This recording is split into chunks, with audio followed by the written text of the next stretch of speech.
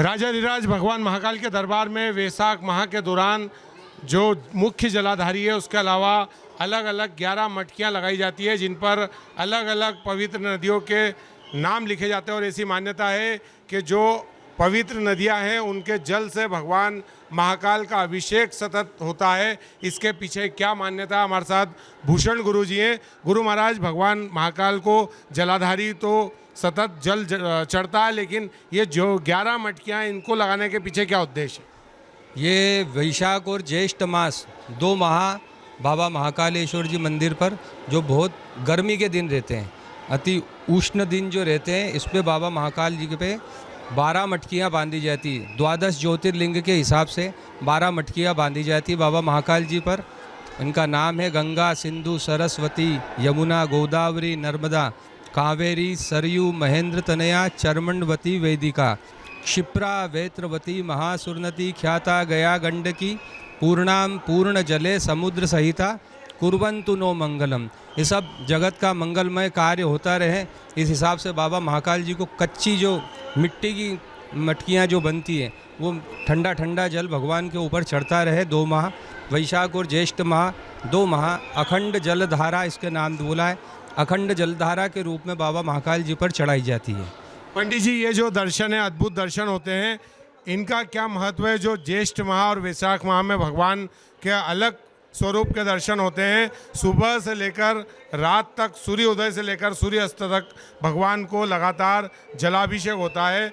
लाखों की संख्या में भक्त आते हैं, तो इन दर्शनों का क्या शास्त्रों में महत्व बताया गया है? ये वैशाख मास और ज्येष्ठ मास, वैशाख मास की तो अपने आप में बहुत महत्वता है, क्योंकि 12 वर्ष के अंदर वैशाख मास के अंदर ही शिवमस्त का यहाँ पर प्रायोजन होता है।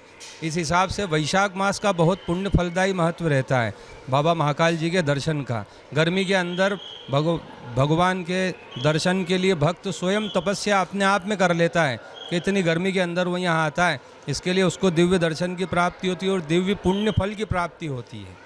पंडित जी, ये जो यहाँ पर मटकियाँ लगाई जाती है, ये कब शुरू हुई है और कब तक ये क्रम लगातार सतत जारी रहेगा? ये आज वैशाख मास प्रतिपदा कृष्ण पक्ष वाले दिन से इसका प्रारंभ होता है, जो 2 महीने सतत ज्येष्ठ मास तक यह ठंडा जल की जलधारा, जो अखंड जलधारा है, ये चलती रहती है। पंडित जी, ऐसा मान्यता है कि भगवान ने जब समुद्र मंथन हुआ था तो हलाहल का पालन किया था, पान किया था, तो क्या उससे भी इसका कोई संबंध है? बिल्कुल, इसका उससे अटूट संबंध है, क्योंकि भगवान शिव क्या है कि हलाहल पीने के बाद बहुत गर्म हो गए थे। गर्मी को दबाने के लिए ये ठंडे जल की जलधारा प्रवाहित की जाती है बाबा महाकाल जी के ऊपर। यहाँ पर श्रद्धालु आ रहे हैं, तो ये जो मटकियाँ हैं इनके बारे में भी आपसे जानकारी लेते हैं कि पंडित जी ये क्या परंपरा है? ये बोलते हैं यजमान, हमारे यजमान आते हैं, दर्शनार्थी आते हैं, बोलते हैं कि हमारे नाम और गोत्र के नाम से भी बाबा महाकाल पर संकल्प कर अखंड जलधारा का पूजन किया करें। इस हिसाब से हम करते भी रहते हैं।